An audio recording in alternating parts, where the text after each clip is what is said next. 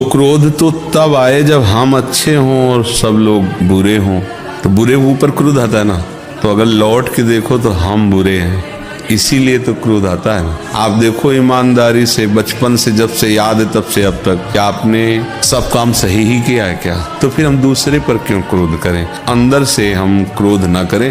अंदर से क्रोध करने पर फिर हमारा हृदय मलिन हो जाएगा। फिर अगर हम संभाल ना पाए तो हिंसा आदि दोष हो जाते हैं। क्रोध से कभी किसी को लाभ आज तक मिला नहीं है। जब कभी किसी को लाभ मिला है तो क्षमा से मिला है, क्रोध से नहीं मिला। आप क्षमा करो। तो बोले अगर हम क्षमा करते रहेंगे तो बढ़ जाएगा और हमें सताएगा। नहीं, वो स्वतंत्र नहीं है, ईश्वर है ना। हजारों हिरन घूम रहा है, लेकिन जिस हिरन का भोजन निश्चित हो गया है शेर को, उसकी दृष्टि उसी पर जाएगी और वो हजारों को छोड़कर उसी के पीछे भागेगा। केवल उसी का, दूसरे को खरोच भी नहीं मार सकता। ऐसा विधान ईश्वर का सब कुछ है।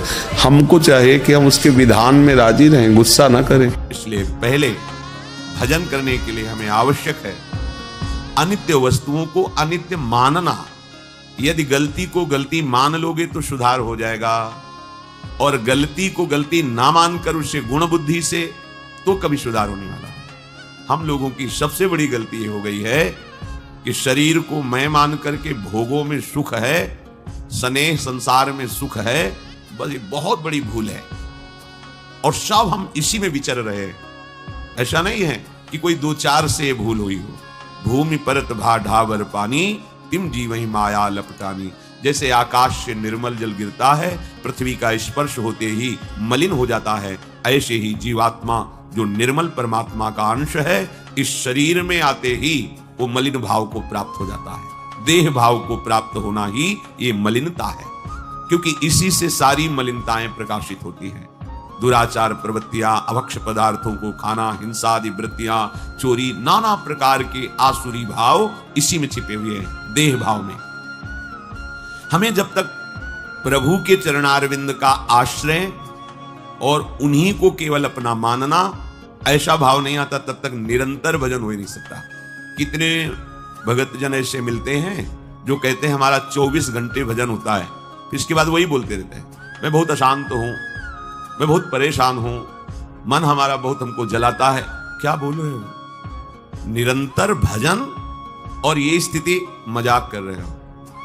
निरंतर भजन होने लगे तो किसी की ताकत नहीं कि उसके हृदय में अशांति पैदा कर दे। आप झूठ से अपने को मान रहे हैं कि मैं निरंतर भजन करता हूं, क्योंकि निरंतर भजन करने वाले के शब्द ही नहीं निकलेंगे। जब मन प्रभु आनंद सिंधु में लगा है तो अशांत कैसे हो सकता है? मन अशांत है तो भजन किससे कर रहे हो? चित्तवृत्ति विक्षिप्त हो रही है तो चित्तवृत्ति संसार में लगी, प्रभु में कहां? अभी तुम मैं से जुड़े हुए शरीर को लेकर डोल रहे हो, निरंतर भजन कहां? निरंतर भजन तो जब प्रभु में और अपने में अंतर खत्म हो जाता है तब होता है निरंतर भजन। शरीर भाव का त्याग करके अपने अंशी प्रभु में प्रतिष्ठित हो गया, ब्रह्मविद ब्रह्मैव भवतु, भगवत स्वरूप हो गया, अब निरंतर भजन होता है। पर इसके लिए हमें प्रयास करना है, हमें प्रयास का अवसर दिया गया है। हम अधिक से अधिक मौन का आश्रय लें, कम बोलें वाणी से। जितना समय हमें नाम जपने का मिले, खूब धैर्यपूर्वक, मन ना लगे तो भी वाणी से नाम जप कीजिए। मंत्र को तो वैखरी बोलने के लिए मना किया गया है, वाचिक, पर नाम को आप गुनगुना सकते हैं, जोर से गा सकते हैं, बोल बोल के जप सकते हैं, राधा राधा राधा राधा। लेकिन मंत्र को उपांशु से आगे नहीं बोल सकते। वाचिक मंत्र को बोलना ये गुरु अपराध है, क्योंकि गुरुदेव ने नियम दिया है कि मंत्र को बाहर उच्चारण न होने पावे, ओठ के अंदर ही जपे। पर नाम ऐसा महामहिम है कि आप उच्च स्वर स्तंभद सर्वदैव, ऊंचे स्वर से भी आप गा सकते हैं, मध्यम स्वर में भी गा सकते हैं, आप गुनगुना भी सकते हैं, आप ध्यान भी कर सकते हैं, आप मानसिक भी जप कर सकते हैं। तो इस सतत अभ्यास करने से असत संसार का चिंतन छूटे। बस खास बात यह है, जहां असत संसार का चिंतन छूटा तो हृदय में ऐसे आनंद की उमगन होती है कि अपने आप भजन चलने लगता है, फिर भजन करना नहीं पड़ता। जो श्री भगवान यहां कह रहे हैं, दृढ़ व्रताहा, उसका दृढ़ नियम हो जाता है। प्राण छूट जाए तो बात अलग है, या गहरी सुषुप्ति अवस्था हो तो बस नहीं है, इसके अलावा उसका कभी भजन नहीं छूटेगा। और जिसका ऐसा भजन होता है तो सोवत हूं रसना रटे राधा कृष्ण सुनाम,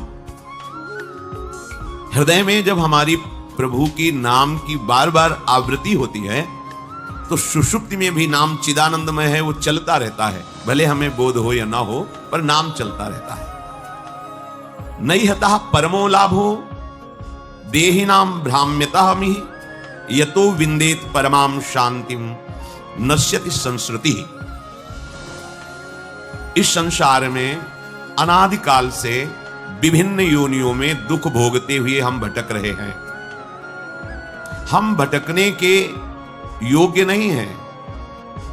जैसे हम कहते हैं भगवत प्राप्ति के योग्य नहीं, जैसे हमारा शास्त्र कहता है आप भटकने के योग्य नहीं हैं। आप हमारे श्री हरि के लाडले हैं, हरि के दुलारे हैं। बस इस पक्ष में बीच में एक रकील खींच दी गई, इधर माया है, इधर प्रभु की भक्ति है। माया का खेल खेलो तो दुख, अशांति, क्लेश, बार बार जन्म मरण, और भक्ति का खेल खेलो तो सुख, शांति और अविनाशी स्वरूप में स्थिति, जन्म मरण की परंपरा नष्ट हो जाती है। हम चाहते हैं सुख, शांति, परमानंद, अमरत्व, कभी मरे ना, पर खेल खेलते हैं माया के पक्ष में, तो कैसे प्राप्त हो सकता है? हम भटकने के योग्य नहीं हैं, क्योंकि हम ज्ञान स्वरूप भगवान के अंश हैं। ये ज्ञान है कि हम भटक रहे हैं, पर उसका आदर न करके हम भटकने के मार्ग में ही आगे बढ़ रहे हैं। कैसे भटकन मिटे? बोले नाम संकीर्तनादन्य परमः उत्कृष्टाः लाभः अर्थो नहीं नैवास्ति। बिना कुछ जाने समझे बस तुम यदि नाम कीर्तन शुरू कर दो तो तुम्हारा भटकना मिट जाएगा। नैहता परमो लाभ हो, इससे बड़ा कोई लाभ नहीं। नाम चल रहा है, इससे बड़ा कोई लाभ नहीं। प्यारे, आपको लगता है कि एक दिन में हमने 1 लाख रुपए कमाए, ठीक है, पर आप पूरे दिन में 1 लाख कमाने पर एक बार भी भगवान का नाम नहीं लिया, तो पूरे जीवन में रोज 1 लाख कमाइए, और जब आप मरोगे शरीर तो छूटेगा, नाशवान है, फिर आपके पास क्या जाएगा? खाली हाथ हो गए ना, घाटा लग गया ना। तो हानि हरिवंश के नाम अंतर परे, लाभ हरिवंश उच्चरत वाणी। आप जो कार्य कर रहे हो अगर उसे नाम जपते हुए करते तो लौकिक लाभ भी होता और पारलौकिक लाभ भी होता।